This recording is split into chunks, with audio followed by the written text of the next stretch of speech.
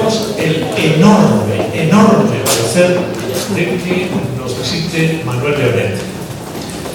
Y ya pueden imaginar que ese enorme placer depende fundamentalmente de dos cosas. Depende de la altura científica del invitado y depende también de la relación personal. En ambos casos, ningún reproche, y ustedes van a tener ocasión de escuchar, estoy convencido, una estupenda conferencia de una estupenda persona y estupenda investigadora. Manuel Leonetti es catedrático de la Universidad de Alcalá, y donde recaló, quiero recordar que en el 93, es decir, ya hace algunos añitos, 4 años después de leer su tesis doctoral en la Complutense sobre la especificidad nominal, especificidad del sintagma nominal. Su campo de interés, en realidad, su campo de interés es la interfaz, es la relación entre la sintaxis y la semántica y la pragmática, y en ambos casos tiene aportaciones destacadas. Probablemente para muchos de ustedes el nombre les sonará por ser uno de los editores de los 60 problemas de gramática, que fue un homenaje que se hizo a otro colega y amigo, a inmenso gramático como es Ignacio Bosque.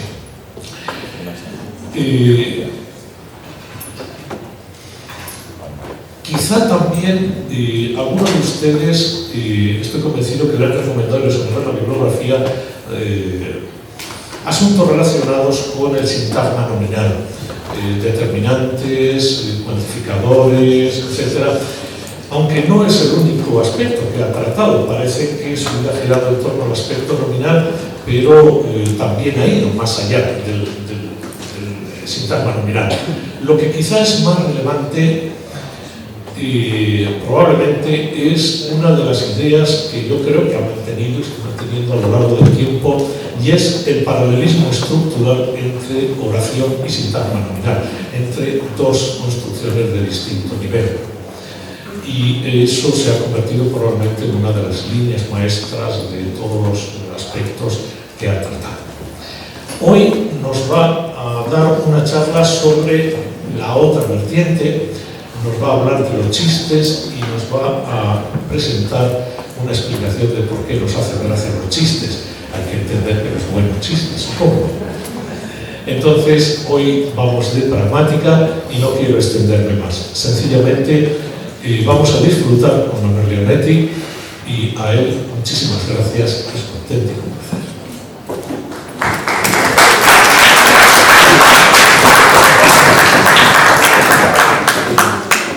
Muchas gracias Pepe por esta presentación tan generosa, y buenas tardes a todos. Había oído hablar de... por cierto, creo que podemos colocar el micrófono aquí. Vamos a ver si es suficiente.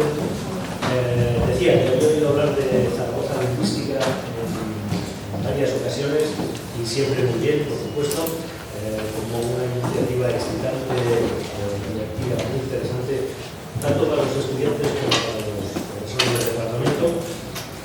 Y lo que he comentado con otras personas es que sería bueno que tuviéramos algo parecido en una universidad y en otras universidades. Así que mis felicitaciones a los organizadores y al departamento por la idea, y muchas gracias por la invitación. El tema del que quiero hablar es el humor verbal.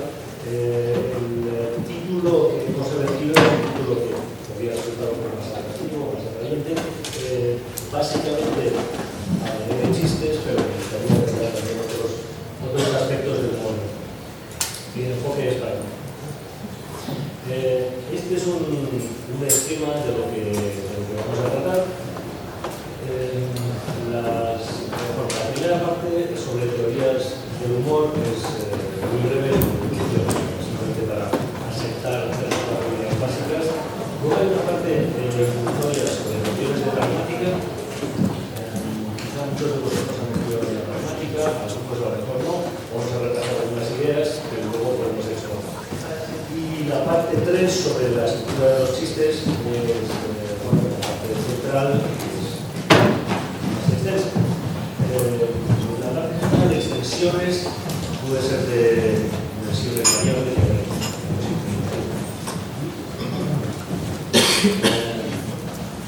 Prestad atención a las dos primeras partes porque cuando vamos a la tercera os preguntaréis. Bien, entonces vamos allá.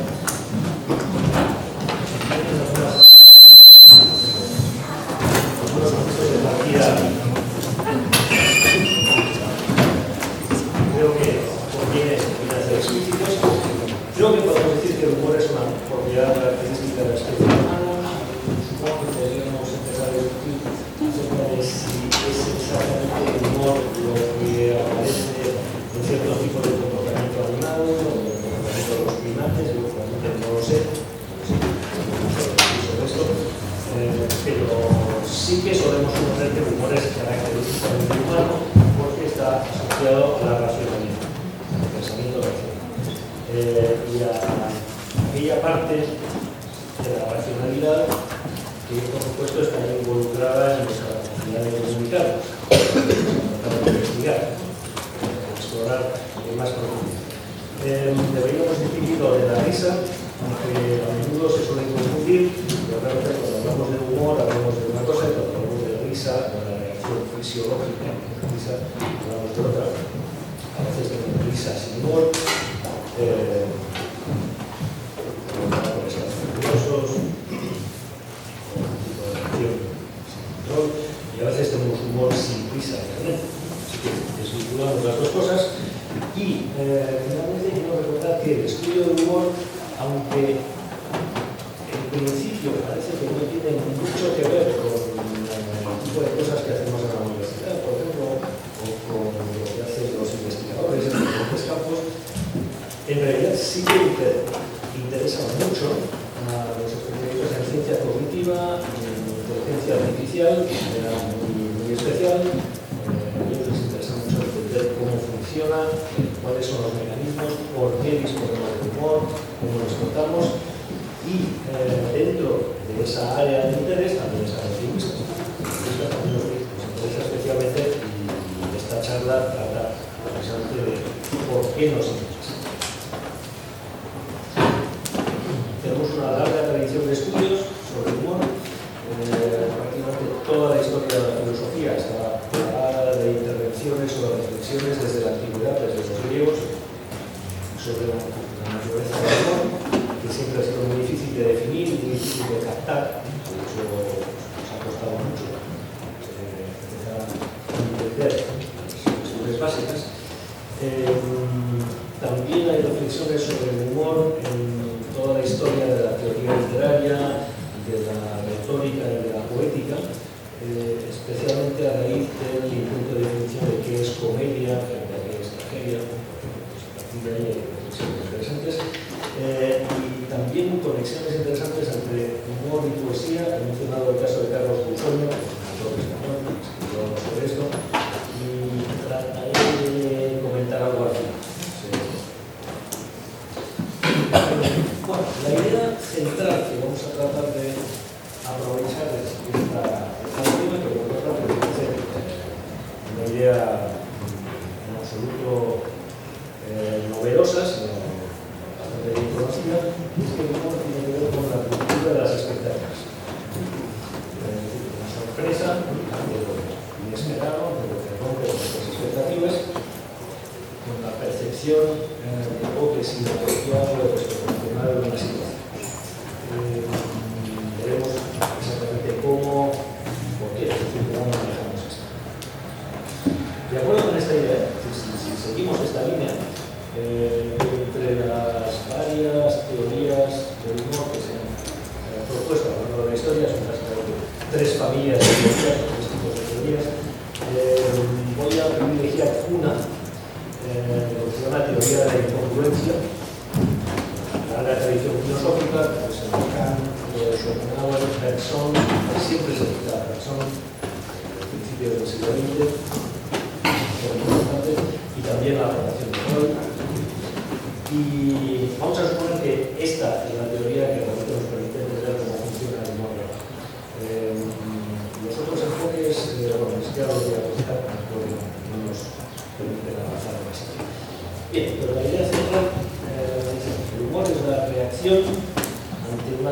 conocimiento que no encaja con nuestras expectativas sobre el mundo o con patrones establecidos.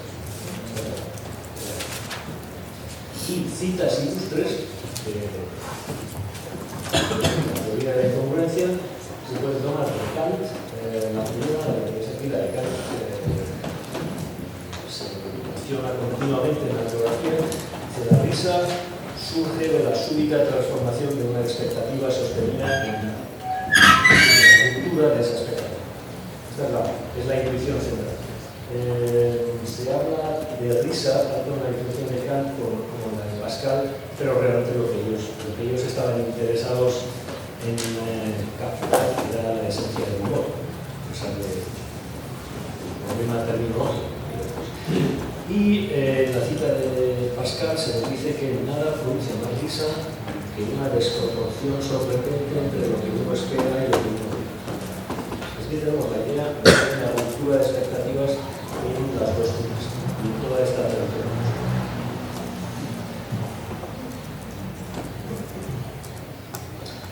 Bueno, entonces necesitamos una incongruencia, algún tipo de incongruencia formado y, por lo que parece, el tema no consiste en que somos capaces de gozar, de divertirnos con ese tema. Aquí tenemos el primer problema. No todo lo que nos resulta absurdo, contradictorio o incongruente es humorístico. Es decir, hay cosas absurdas que no tienen ningún efecto humorístico, no producen risa. Uno de los factores que hay que tener en cuenta es si los estímulos que recibimos como incongruentes o absurdos tocan o afectan a creencias, impuestos con los que estamos ligados sentimentalmente o emocionalmente. Eso suele bloquear los efectos humorísticos. No en todo el mundo, no en todos los casos, pero es un mecanismo de bloqueo que hay que tener. Bien, el caso es que realmente necesitamos algo más que simplemente hablar de incongruencia. Tenemos que precisar qué mecanismos actúan en el humor verbal, qué hacemos con la incongruencia o por qué tiene este efecto y cuáles son los mecanismos del funcionamiento. Bueno, creo que esto es más o menos suficiente para plantear las cosas desde el principio. Como vamos a crear un punto de vista pragmático y necesitaremos un par de ideas de pragmática, prefiero introducirlas desde el principio. Así que lo que tenemos aquí es una introducción de la teoría pragmática de por qué nos interesa la pragmática, que luego trataremos de aprovechar. Bueno, entonces, en esta pantalla tenéis algunas razones por las que necesitamos una teoría para entender la comunicación verbal, para entender la comunicación humana. Quizá no sea una lista completa, pero sí que están algunas de las razones más poderosas, más contundentes. Bueno, los fenómenos que tenemos que resaltar son los siguientes. Lo que decimos no coincide exactamente con lo que comunicamos. Normalmente, cuando no nos paramos a pensar sobre las cosas, tendemos a suponer que más bien es lo contrario, que lo que decimos es lo que comunicamos. Sin embargo, siempre hay un desajuste entre las dos cosas. ¿Qué tipo de desajuste? Bueno, lo que sucede normalmente es que comunicamos más de lo que decimos. Esta es la situación. Y este es un hecho interesante, luego podemos comentar algo. Porque nos obliga a plantearnos algunas preguntas. ¿Por qué esto sucede así? ¿Por qué lo hacemos así y no de otra forma? ¿Cómo es posible que funcione la comunicación si funciona así? La primera pregunta. En parte, la respuesta a esa primera pregunta tiene que ver con el segundo punto de la lista. Dice lo que comunicamos es en parte implícito y se infiere. Esto es algo que sabemos desde hace tiempo. Casi siempre hay parte implícita en lo que comunicamos. A veces la parte implícita es extraordinariamente importante, a veces no lo es tanto, pero siempre hay implícito. Así que si las cosas funcionan así, lo implícito claramente no forma parte del sistema lingüístico. Bueno, salvo en algunos casos, hablamos de elementos vacíos o elementos tácitos en el sistema gramatical, por ejemplo, eso forma parte del sistema gramatical, pero hay una parte enorme del implícito que no está codificada en el sistema, es decir, no está en el sistema. Así que la pregunta es cómo inferimos esos contenidos. Y finalmente, el último punto que quiero resaltar es que la mayor parte de los enunciados, y esto a la gente le cuesta mucho verlo al principio, resulta un tanto extraño, ¿no? Pero la mayor parte de los enunciados son compatibles con diferentes interpretaciones. Es decir, la mayor parte de los enunciados podrían significar diferentes cosas.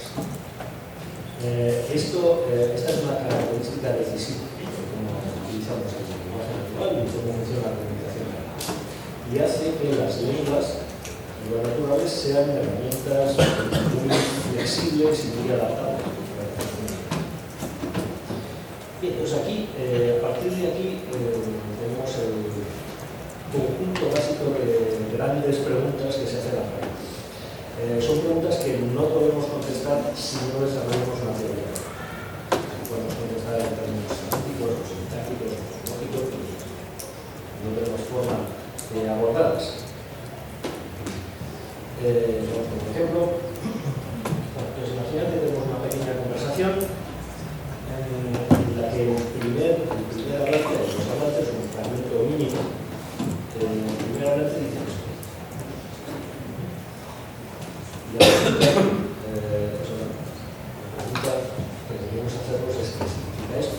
Todo el mundo sabe qué significa. La pregunta es ¿cómo es posible que signifique lo que significa? Significa algo más de lo que dice. La respuesta del segundo hablante, o del hablante B, es el mini diálogo que aparece en la gráfica. Este es el tipo de fragmento que los pragmatistas tratan de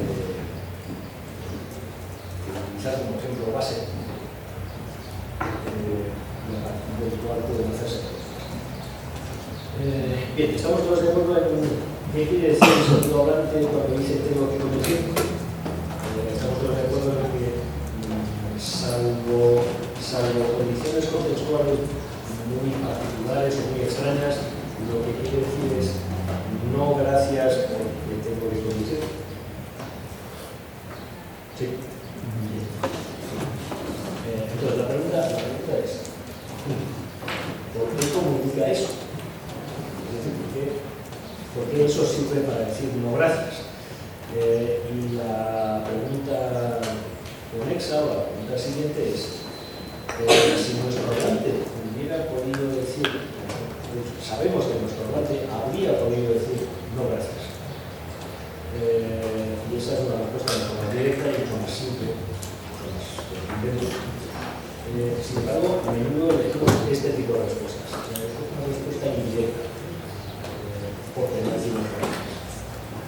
La pregunta es si podemos decir no gracias, que es más fácil y más sencillo, ¿por qué elegimos esta otra vía? Que parece más costosa, más tortuosa, más simple. Vamos a seguir comentando.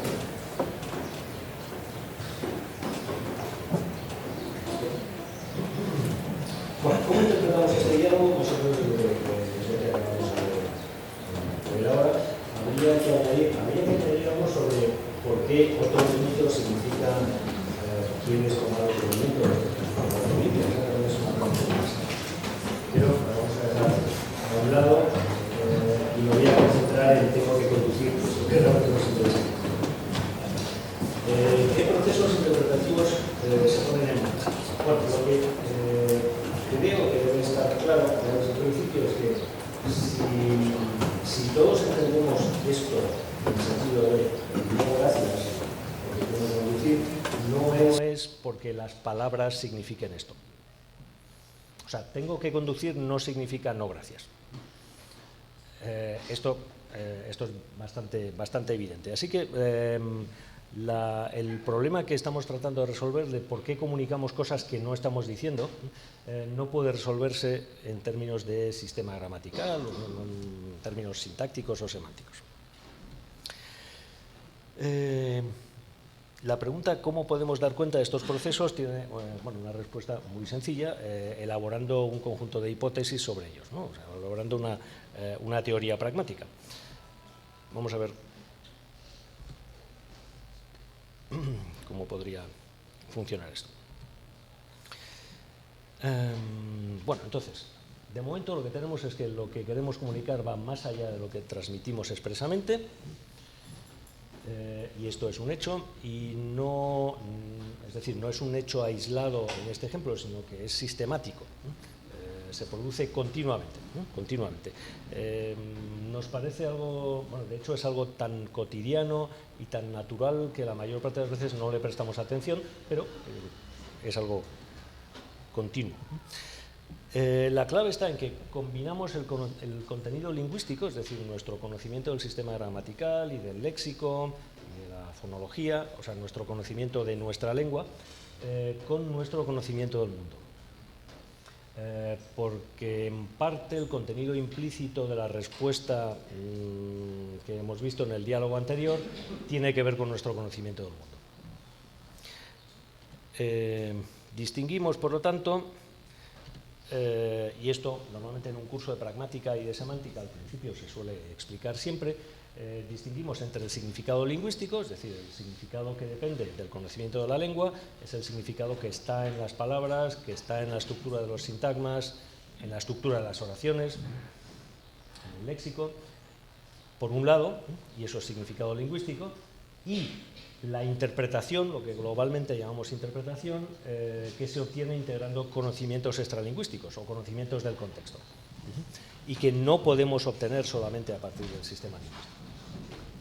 Tenemos que manejar estas dos cosas.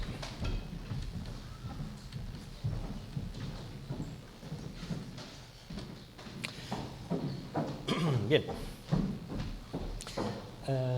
Si trazamos esta frontera tal y como lo tenemos organizado aquí, la parte de arriba corresponde a la gramática y a la semántica, y la parte de abajo, mejor dicho, y la forma de combinar los dos sistemas o los dos dominios es lo que la pragmática trata de explicar. Es decir, nuestra capacidad pragmática tiene que ver con cómo somos capaces de de combinar los dos tipos de informaciones. Bueno, combinamos esos dos tipos de informaciones por medio de lo que llamamos inferencia. La inferencia es nuestra capacidad de deducir unos datos a partir de otros. Es decir, es en parte nuestra capacidad lógica. Es una lógica natural que no funciona exactamente igual que las lógicas formales o que las lógicas que elaboran los filósofos, pero desde luego es una parte clave, ¿no?, del problema.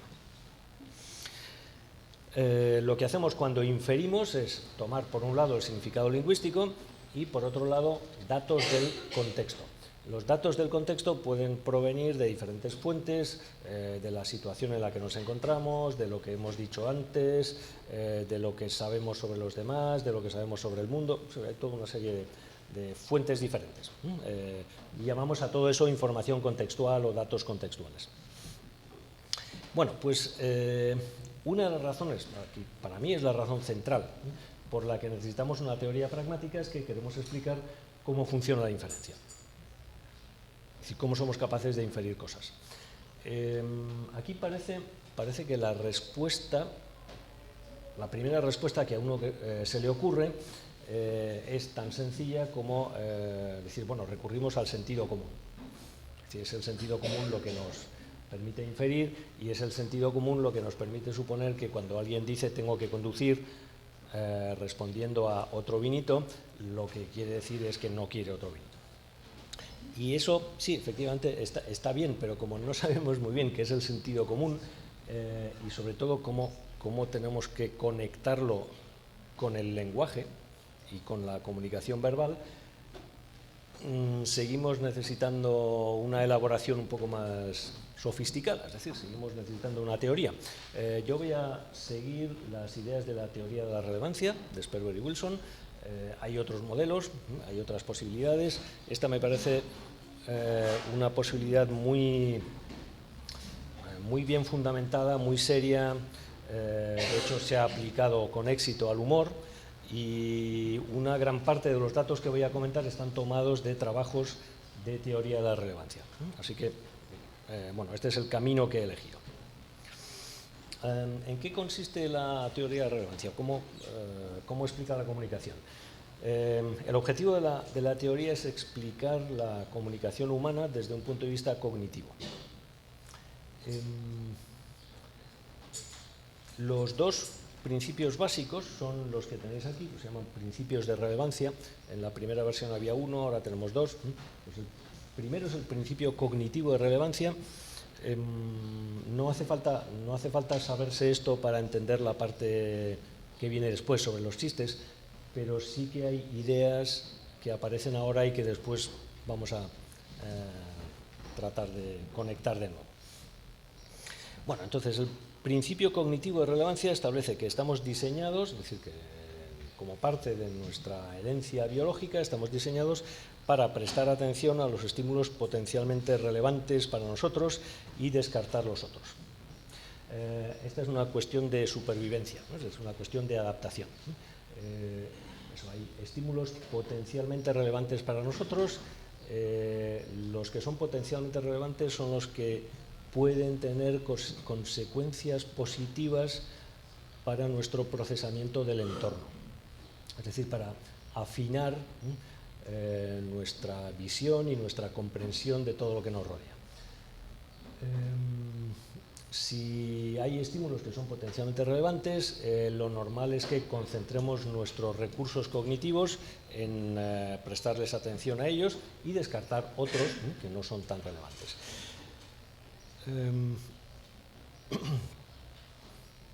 Es necesario que hagamos esto para evitar que los sistemas cognitivos se sobrecarguen demasiado. Si sucediera eso, sería imposible pensar y sería imposible entender las cosas. A este respecto, siempre citamos un cuento de Borges, que no sé si habéis leído, muy bonito, se llama Funes el Memorioso. Y la realidad es que lo que le pasaba a Funes es que era capaz de procesar tal cantidad de información detallada del entorno que esa masa ingente de datos minúsculos le impedía hacer generalizaciones, le impedía construir un pensamiento como el que normalmente utilizamos para resolver los problemas y para afrontar las situaciones. Entonces parece que estamos diseñados así. El segundo principio de relevancia es el principio comunicativo de relevancia y es el que realmente se aplica para explicar cómo funciona la comunicación. Es decir, es el principio que guía la inferencia. La pregunta antes es si somos capaces de inferir cosas cuando nos comunicamos, ¿qué nos permite hacerlo? Bueno, nuestra capacidad lógica, pero ¿qué tipo de reglas aplicamos? La propuesta de Sperber y Wilson es que hay un único principio que determina toda esa capacidad inferencial. Y el principio establece que cuando interpretamos un acto verbal, y en realidad esto lo podríamos extender de forma muy general a cuando interpretamos un comportamiento humano, el verbal especialmente, pero los comportamientos en general, damos por supuesto que será relevante para nosotros. Que será relevante significa que cuando lo procesemos obtendremos efectos cognitivos positivos con un coste razonable, es decir, no demasiado alto, para el procesamiento. Los efectos cognitivos positivos son modificaciones de nuestro entorno cognitivo, es decir, del conjunto complejo de supuestos que manejamos en la mente y que pensamos que son más o menos ciertos o más o menos correctos, es decir, los supuestos en los que se asienta nuestro comportamiento, Entonces, hay efectos cognitivos positivos cuando obtenemos modificaciones o ajustes en esos supuestos que nos permiten, pues, por ejemplo, aprender una cosa nueva o deducir algo nuevo de una combinación de datos, algo que antes no habíamos percibido, no habíamos sabido, eliminar un supuesto incorrecto, eliminar un supuesto que parecía dudoso, en fin, eso, ajustar y actualizar nuestra visión del mundo.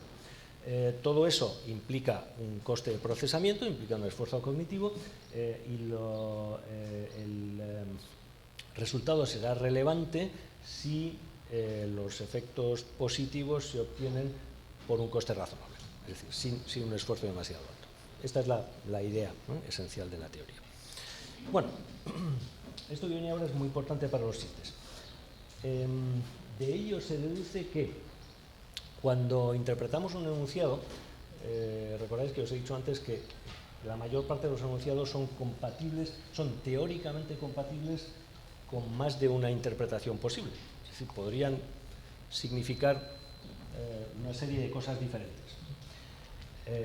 Esto significa que cuando habláis con alguien y os comunicáis con alguien, tenéis que ir seleccionando la interpretación que corresponde a ese momento. Entonces, la pregunta es, ¿cómo lo hacemos?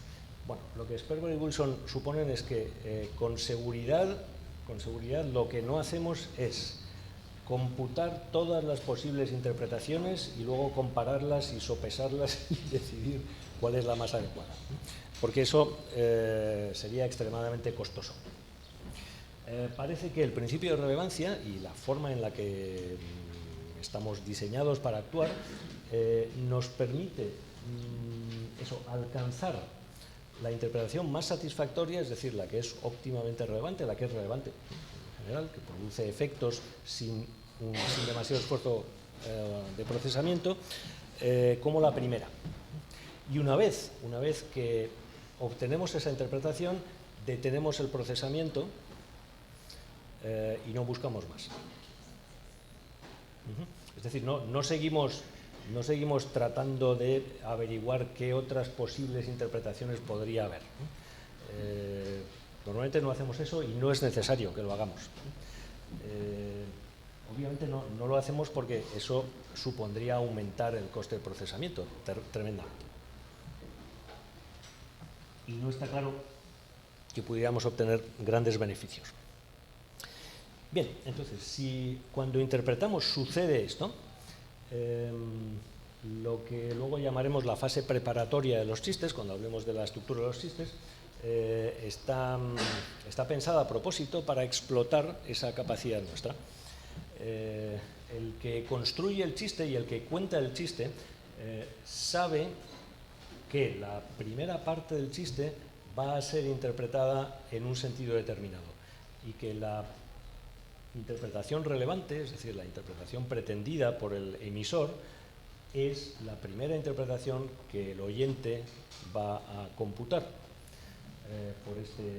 por este mecanismo, ¿no?, que hemos establecido antes. Sabiendo esto, arrastra al receptor hacia la interpretación que le interesa, una interpretación determinada, luego veremos los ejemplos, y una vez que esto se ha conseguido, entonces se puede crear el golpe de efecto, que es la segunda parte del chiste, para obtener el efecto humorístico. Ahora veremos cómo funciona.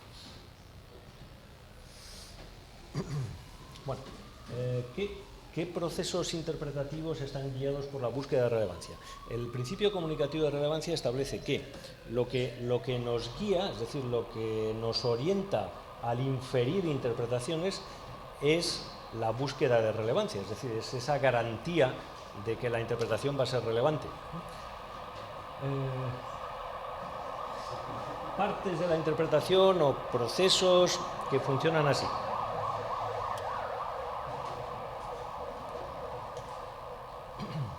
Bueno, los ejemplos están tomados de nuestro mini diálogo anterior, es decir, de tengo que conducir. Bueno, entonces el primer proceso al que me quiero referir es que construimos hipótesis sobre el contenido explícito. El contenido explícito es lo que decimos explícitamente. Bueno, entonces podríais pensar, bien, lo que decimos explícitamente es tengo que conducir. Ya, sí, Sí, pero realmente, vamos a ver, lo que comunicamos explícitamente cuando decimos tengo que conducir no es simplemente tengo que conducir, es probablemente algo parecido a tengo que conducir ahora o tengo que conducir dentro de un rato. Si no añadís esa especificación, tengo que conducir no sirve de mucho. Es decir, lo que es relevante para aceptar o no aceptar un vinito es tener que conducir en las horas inmediatamente posteriores, no al día siguiente, por ejemplo. Así que lo que estamos comunicando es esto, y probablemente más cosas, que yo no he especificado aquí. Entonces lo que hacemos es enriquecer pragmáticamente, inferencialmente, porque todo esto es inferencia, lo que decimos explícitamente. Y esa es una parte. Más cosas. Construimos hipótesis sobre las premisas implícitas necesarias para la comprensión. ¿Qué es esto de las premisas? Vamos a ver, cuando interpretáis un enunciado, por un lado, descodificáis, de acuerdo con vuestro conocimiento gramatical y léxico, o vuestro conocimiento de la lengua, lo que significan las palabras y las estructuras. Y obtenéis una representación semántica de la proposición que estamos expresando. A partir de ahí, digo a partir de ahí como si esto sucediera después, en realidad no es así, sucede todo al mismo tiempo. Eso es otro asunto espectacular. Seguramente sucede todo al mismo tiempo. La pregunta es cómo. Pero bueno, no lo sé muy bien, pero es así. Entonces, a partir de ahí, lo que hacemos es construir deducciones. Ahora volvemos al mini diálogo. Para construir deducciones, si recordáis cómo está hecho un silogismo, por ejemplo, necesitamos premisas, necesitamos por lo menos 2 premisas o quizá alguna más para poder calcular conclusiones. Tanto las premisas como las conclusiones, lo llamamos premisas implicadas o conclusiones implicadas, son implícitas. O sea que hay toda una serie de estratos de contenidos implícitos que vamos infiriendo y que son cruciales para la comunicación. Por ejemplo, si volvemos atrás, bueno, no hace falta que cambie de pantalla. Recordáis perfectamente el diálogo, otro vinito, tengo que conducir. Bueno, entonces lo que estamos tratando de explicar es, si recordáis, es por qué tengo que conducir, significa no gracias, tengo que conducir. Bueno, entonces, entendemos tengo que conducir como tengo que conducir dentro de un rato. Como en el enunciado anterior se ha mencionado el vinito, entonces hemos activado la entrada léxica de vino con todo el conocimiento enciclopédico que la rodea, es decir, con todos los datos de conocimiento asociados al vino. Uno de ellos se activa de manera especialmente saliente, bueno, es lo que yo aquí he traducido con si bebes no conduzcas, pero le podéis dar otra forma, es decir, es un estereotipo y es algo que forma parte del conocimiento del mundo. ¿Por qué activamos ese dato en particular? Porque si decimos tengo que conducir, y esa es una premisa explícita, y recuperamos de nuestro conocimiento del mundo como premisa implícita porque nadie lo dice, si bebes no conduzcas, y combináis esas 2 premisas, entonces podéis alcanzar una conclusión, es decir, podéis deducir una conclusión también implícita, que es no debo aceptar otro vino. Tengo que conducir, si tengo que conducir entonces no debería beber, por lo tanto no debería aceptar otro vino. Bien, entonces las premisas implícitas y las conclusiones implícitas son lo que los teóricos llaman implicaturas. Todos esos contenidos implícitos son implicaturas. Necesitamos esta premisa para llegar a esta conclusión. Y necesitamos esta conclusión porque esto sí es una respuesta a lo que el otro hablante nos ha dicho. Es decir, al ofrecimiento de tomar otro vinito. Mientras que tengo que conducir, en principio, no es una respuesta. Ese es el problema de cómo es posible que podamos contestar diciendo tengo que conducir. Claro, contestamos diciendo tengo que conducir porque sabemos que el otro pondrá en marcha esa capacidad deductiva e inferencial para alcanzar esta conclusión implicada. ¿Qué es lo que queremos comunicar? O sea que lo que realmente queremos comunicar es esto. Bueno, entonces podríais preguntaros, ¿no es esto demasiado complicado? Pensando que podríamos decir simplemente no, o algo así. Esto obviamente es más complicado que decir no, pero tiene, tiene unas compensaciones que no podríamos alcanzar si simplemente dijéramos no. Si decís no, entonces estáis rechazando la invitación al vinito, pero ¿qué es lo que no estáis comunicando? La razón. Estáis diciendo por qué. Entonces pensad en qué significa hacer una invitación y aceptar o rechazar una invitación. O sea, cómo funcionan las invitaciones y las aceptaciones y los rechazos de las invitaciones normalmente. ¿Hay alguna razón por la que cuando rechazamos una invitación solemos decir algo más, es decir, ofrecer una explicación? Hay razones para hacerlo. De hecho, lo hacemos. Son razones de cortesía, efectivamente. Es decir, visto que nuestro interlocutor se molesta en ofrecernos algo o en invitarnos y nosotros, por la razón que sea, vamos a rechazar, convendría hacerle notar que no es simplemente porque no nos gusta o porque nos parece mal o algo así, sino porque el típico mecanismo de cortesía es aludir a alguna razón superior a nosotros que nos obliga a no aceptar, que es este caso. Bueno, entonces conseguimos comunicar más cosas, esta es la moraleja del asunto, si optamos por el camino indirecto y en general conseguimos una comunicación mucho más eficaz y más rica. Solo hemos hablado de esta parte de las implicaturas. Estas son las implicaturas centrales, las que llamamos implicaturas fuertes.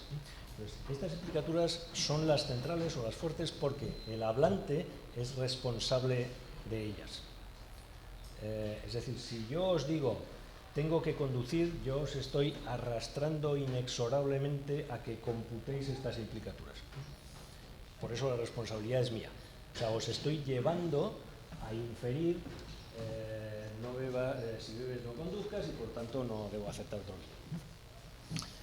Y estas son las implicaturas de las que hablamos normalmente. Pero luego hay todo un conjunto de lo que Sperber y Wilson llaman implicaturas débiles, que no son enteramente responsabilidad del hablante o del emisor. Podéis comunicar más cosas diciendo esto.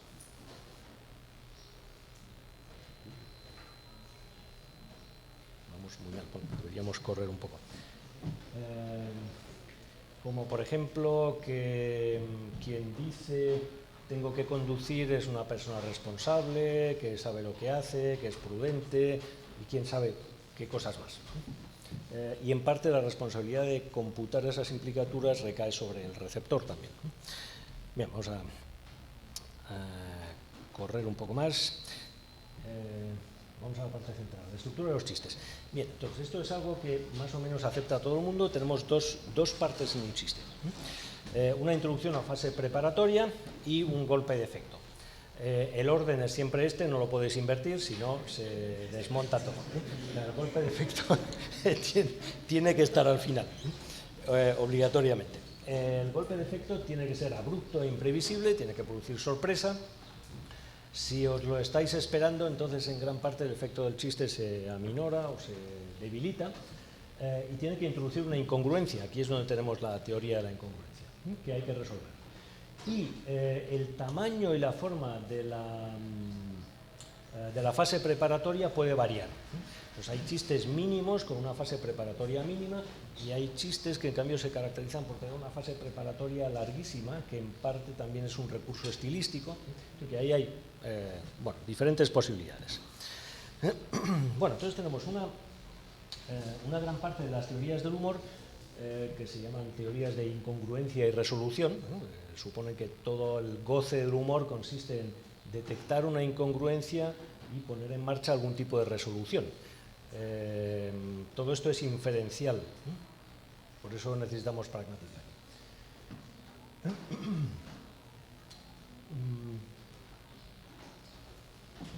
lo que vamos a intentar aplicar, los primeros ejemplos, es este modelo. Hay un efecto cómico cuando sobre la interpretación primera de la fase preparatoria se impone de repente con el golpe de efecto otra interpretación inesperada que es incongruente con la primera. Este es el mecanismo general. Hay toda una tradición de investigación en psicolingüística sobre lo que se llama Garden Path Utterances o oraciones de vía muerta, que funcionan justamente así. Son oraciones en las que el receptor empieza a procesar, detecta una interpretación, sigue, es decir, prefigura una interpretación, pero al llegar a un cierto punto se da cuenta de que esa interpretación choca con otro elemento del enunciado y tiene que volver atrás y recalcular la interpretación. Bueno, pues esto, algo parecido es lo que pasa en los chistes. Bien, entonces aquí tenéis dos ejemplos. No sé si no os gustan, los podemos cambiar, podemos probar con otros, ¿no? El segundo lo he dejado en inglés porque es intraducible. Por lo menos no se me ocurre una forma de hacerlo. Y como me gusta mucho, pues lo he mantenido aquí. Bueno, entonces vamos con el primero, que es más sencillo, ¿no? ¿Tú sabes cómo se llaman los habitantes de San Sebastián? Bueno, todos no. Entonces, ¿cómo funcionaría esto? Obviamente lo que dice A es la fase preparatoria y el golpe de efecto es la respuesta de B. Vamos a ver, entonces, ¿cuál es el origen de la incongruencia? Es un origen lingüístico. Y si sabéis un poco de lingüística, un poco de gramática, podéis detectar cuál es el mecanismo que estamos explotando. Son las cosas que hacemos continuamente. ¿Qué es lo que explotamos en la pregunta de A? Realmente estamos explotando dos cosas. Pues vamos a ver. Entonces, por un lado, una ambigüedad teóricamente posible entre una interpretación colectiva y una interpretación distributiva de cómo se llaman los habitantes de San Sebastián. Eso son dos interpretaciones teóricamente posibles. Eso por un lado. Y esto os lo dice la gramática. El sistema gramatical permite esas dos lecturas. Por otro lado, tenemos lo que predice la teoría de la relevancia, y es que al procesar vamos a seleccionar una interpretación determinada, en la mayor parte de los casos, que oscurece a la otra. Esto es lo que hacemos con casi todas las ambigüedades, es decir, las filtramos en el contexto. Es que es necesario para sobrevivir en la comunicación. Es decir, no podemos estar todo el rato computando posibles ambigüedades. A veces lo hacemos, normalmente no. Bien, ¿cuál es la interpretación por defecto de la pregunta del hablante A? ¿La colectiva o la distributiva? Claro, es la colectiva.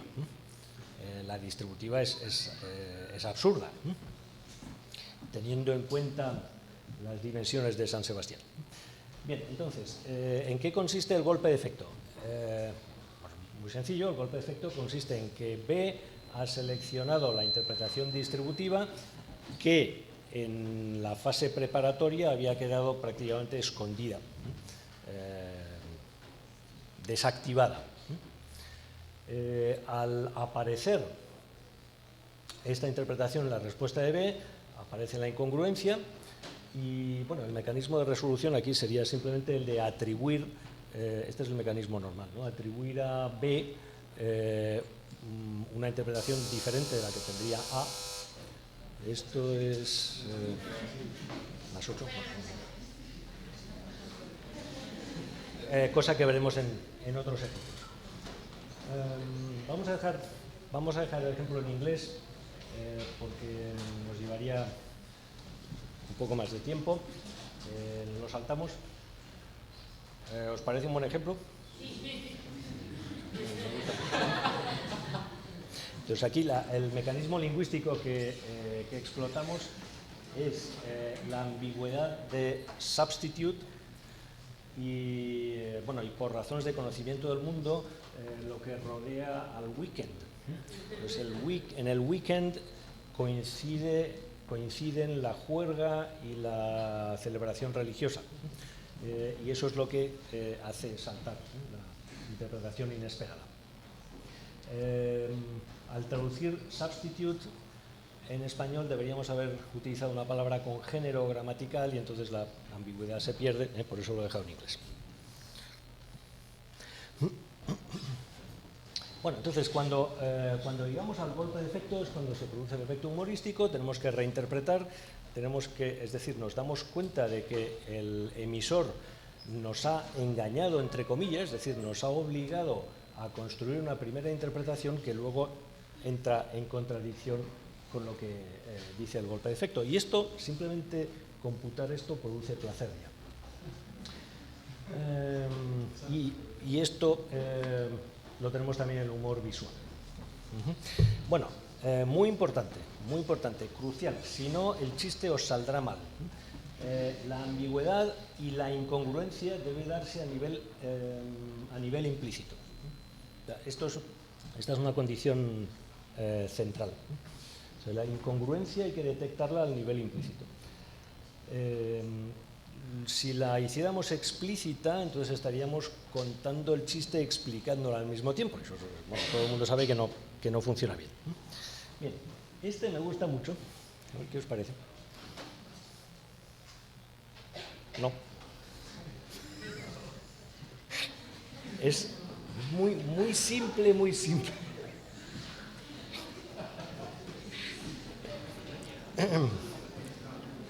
Pero me gusta mucho. Bien. Vale, entonces, ¿cuál es la fase preparatoria? La fase preparatoria es el cuento previo y la pregunta de A. El golpe de efecto es la respuesta de B, claro, siempre son mini diálogos, ¿no? Siempre es así. La ambigüedad lingüística que explotamos es muy simple y muy básica, es el hecho de que araña puede ser un verbo o puede ser un nombre. Cuando interpretáis la pregunta o la intervención de A por defecto, es decir, en parte por vuestro conocimiento del mundo y en parte por los esquemas culturales y todo esto, suponéis que la interpretación obvia de araña es como verbo, y el golpe de efecto consiste en, una vez que todos hemos aceptado que la interpretación por defecto es araña como verbo, es de repente sacar a la luz la interpretación absurda, que es la de araña como nombre. Y esta es la incongruencia. Lo que hacemos entonces es disociarnos de uno de los puntos de vista mostrados, concretamente el punto de vista de B, que es del que nos reímos. Y nos reímos de B porque B es capaz de suponer o de inferir que cuando A le pregunta, oh, araña, le está preguntando si eso, que obviamente es un gato, es una araña. Y este es el objeto, el objetivo de la comicidad. El chiste de Lepe que sigue, pues es uno de una larga lista. El golpe de efecto final, como siempre, también entra en contradicción o está construido sobre una incongruencia con la interpretación por defecto de la fase preparatoria. Aquí se dice que se habla de terminar un rompecabezas en 2 meses, es decir, la duración de la resolución de rompecabezas es de 2 meses, y lo que se deduce de la interpretación del golpe de efecto es que los del EPE suponen que cuando en las cajas dice de 3 a 5 años, eso se refiere a la duración de la fase de resolución del rompecabezas. Sabemos que se refiere a la edad de quien tiene que jugar con el rompecabezas. Y eso, lo que vamos variando son los mecanismos lingüísticos, pueden ser sintácticos, pueden ser semánticos, también fonológicos a veces, que explotamos, pero el patrón es más o menos sistemático, es más o menos el mismo siempre. Esto es algo que cita siempre mi colega Francisco Lluch de la Universidad de Alicante, que ha escrito mucho sobre el humor desde el punto de vista de relevancia. Es un gag de 4 bodas y un funeral que se ha comentado mucho. Si habéis visto la película lo recordaréis. No es un chiste, no es un chiste, o sea, aquí estamos cambiando un poco el estilo o el entorno, pero el mecanismo es siempre el mismo. Entonces, ¿cuál es la fase preparatoria? La fase preparatoria es que cuando el interlocutor contesta ya no es mi novia, la interpretación por defecto más natural que computamos desde el principio es la que nuestro protagonista ha calculado. Es decir, ya no es mi novia porque hemos dejado de salir juntos. Sin embargo, cuando el hablante dice ya no es mi novia, resulta que lo que quiere decir es ahora es mi mujer. Esto aparece, este es el golpe de efecto dentro de la estructura del diálogo. El golpe de efecto introduce una incongruencia con la primera interpretación de ya no es mi novia. La incongruencia es entre hemos dejado de salir y ahora es mi mujer, o sea, no es mi novia sino mi mujer, y eso genera todo el efecto humorístico. Esto es de Woody Allen, de una película de Woody Allen, y es un sistema muy parecido, también un pequeño diálogo. El camarero pregunta qué van a tomar a 2 personas. Helen contesta 2 martinis, por favor, y muy secos. David asigna la interpretación que cualquiera de nosotros asignaría a ese primer enunciado, que es la interpretación por defecto, la natural, la que el autor del guión ha calculado que todos vamos a asignar, que es la interpretación en la que cuando se piden 2 martinis y hay 2 personas o 2 clientes, se supone que cada uno de los martinis es para uno de los clientes. El golpe de efecto es la intervención de Helen. También quiere uno. De repente, y lo que crea es la incongruencia con esa intervención previa. Como veis, la incongruencia es siempre a nivel explícito y la resolución es siempre, a nivel implícito. Y la resolución es siempre a nivel implícito. Así que si no tenemos una teoría que explique cómo manejamos la parte implícita de la comunicación, no se entiende nada de por qué nos hacen gracia los chistes o cómo funciona el humor lingüístico. Es tardísimo. 5 minutos. Bueno, vamos a... Mal calculado.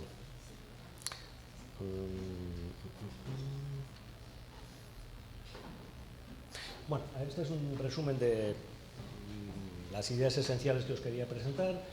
Courcott y Yu son 2 de los autores que han trabajado mejor en teoría de relevancia sobre el humor.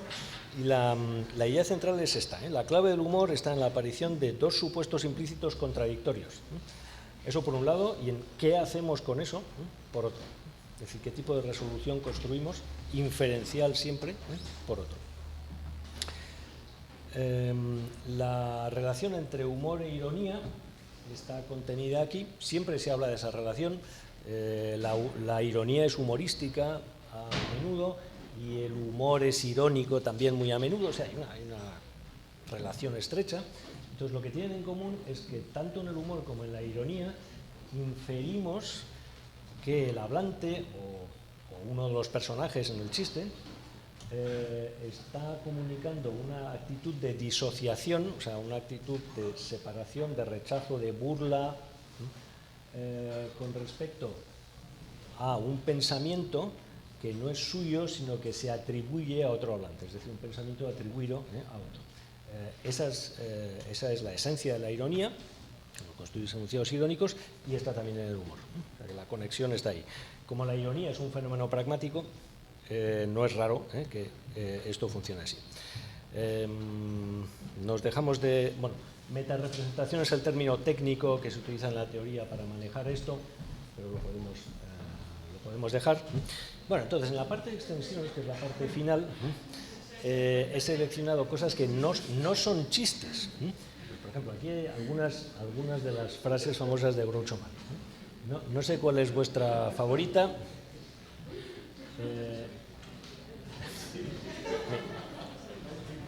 Mis favoritas son la primera es brutal.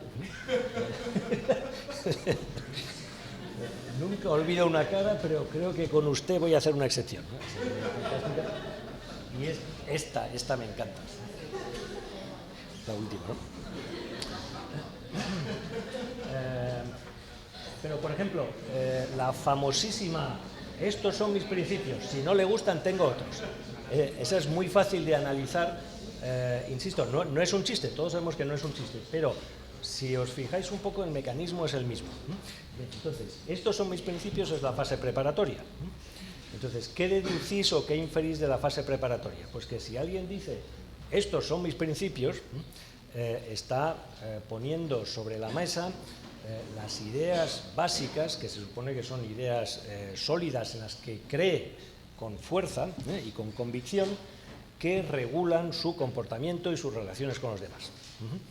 Y eso se infiere por defecto de la fase preparatoria.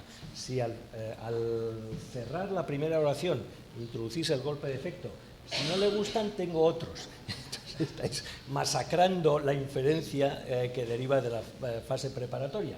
O sea que lo que tenéis es una incongruencia al nivel implícito, como siempre.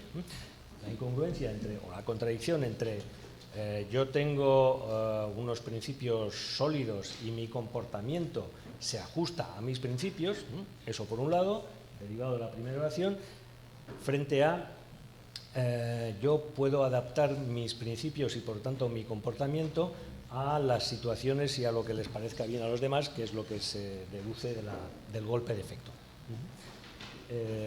Y luego el mecanismo de resolución inferencial, que es más complicado. En esta también tenemos algo parecido. La fase preparatoria, es mejor estar callado y parecer tonto. ¿Qué es lo que deducís de eso? Si decís es mejor estar callado y parecer tonto, lo que deducís es que uno no es tonto. Si uno está callado y por tanto parece tonto, pero simplemente porque no demuestra su inteligencia o su capacidad de intervenir, pero tiene una serie de cualidades y de capacidades, y esa inferencia se ve de nuevo masacrada por el golpe de efecto, que hablar y despejar las dudas definitivamente, ¿no? Destruye toda posible. Bueno, entonces la conclusión, si la seguimos aplicando, es que el esquema funciona no solo con los chistes prefabricados, con lo que en inglés se llaman los chistes enlatados, es decir, los que empiezan diciendo, lo saben aquel que diu, o sea, con una fórmula típica, como los de Eugenio, sino que engloba también las frases ingeniosas y otro tipo de eso, lo que llamamos ingenio, o witticism en inglés. Por ejemplo, esto no es un chiste. No es un chiste, pero a mí me hace gracia, ¿no? No es que me haga reír, no sé, me gusta, no sé, eso me produce cierto placer. Yo creo que si lo exploramos un poco, el placer tiene que ver de nuevo con el mismo mecanismo de siempre. ¿Cuál sería la fase preparatoria al golpe de efecto? Bueno, es decir, la posibilidad de que una tostada caiga sobre el lado untado con mantequilla es, e incluso podéis seguir, es directamente proporcional a ¿qué os esperáis?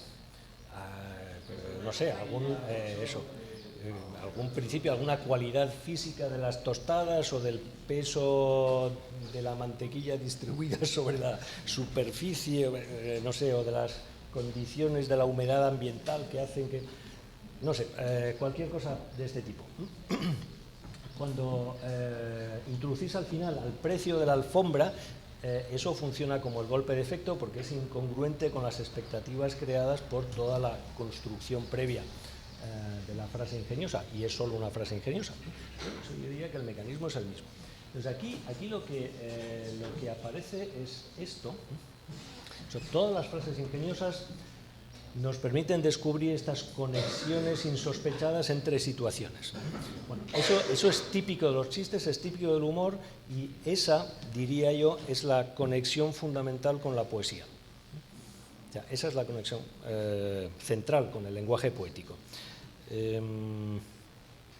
Es el papel de toda esa serie difusa o vaga de implicaturas débiles, es decir, de implicaturas que nosotros calculamos de acuerdo con nuestro entorno cognitivo, con nuestra experiencia, con nuestras preferencias, con nuestros recuerdos, que no están previstas por el emisor y que constituyen una parte central de la interpretación del lenguaje poético y también de las frases ingeniosas.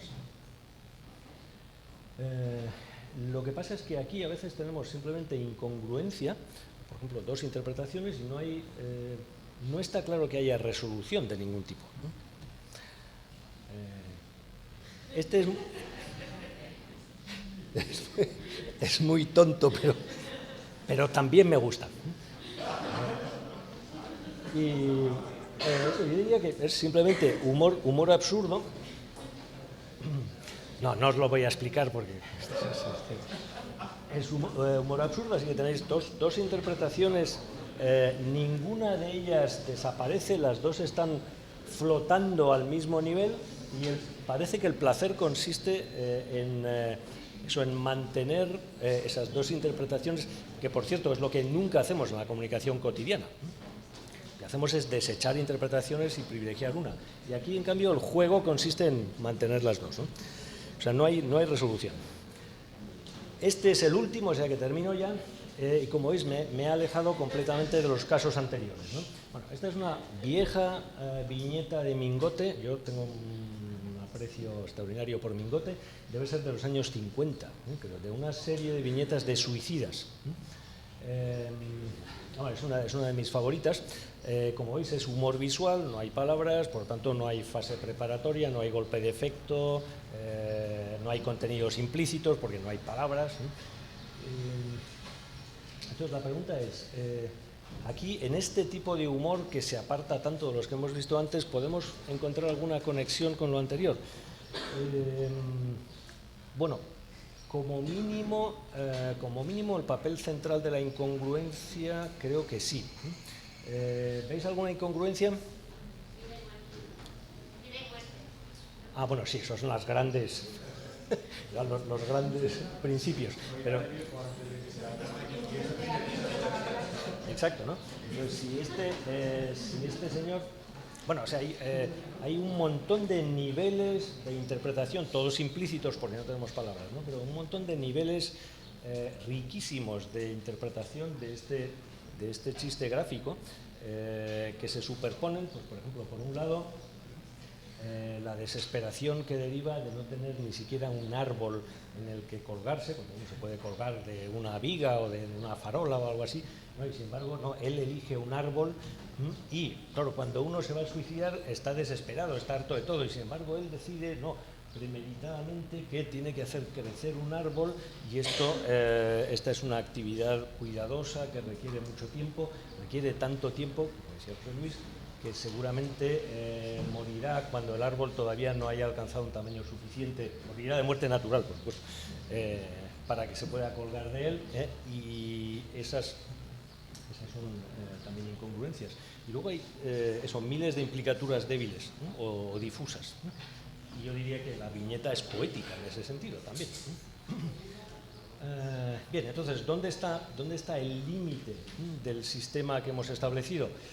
No lo sé muy bien, pero que desde luego sirve para más formas de humor y no se limita solo a los chistes, creo que es claro. Este es un resumen de las ideas.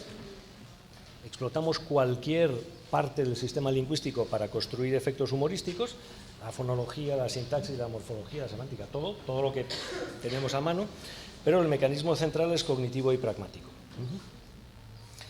Se extiende al humor visual y, por cierto, no hay ningún mecanismo interpretativo que sea específico del humor y que no exista en otras formas o en otros usos del lenguaje. Todo existe en el uso continuo del lenguaje en la comunicación. Simplemente la combinación de los factores en el humor es especial. Por eso pasa todo esto que hemos visto. Bien, creo que debemos terminar aquí. Siento haberme extendido. Es todo por aquí.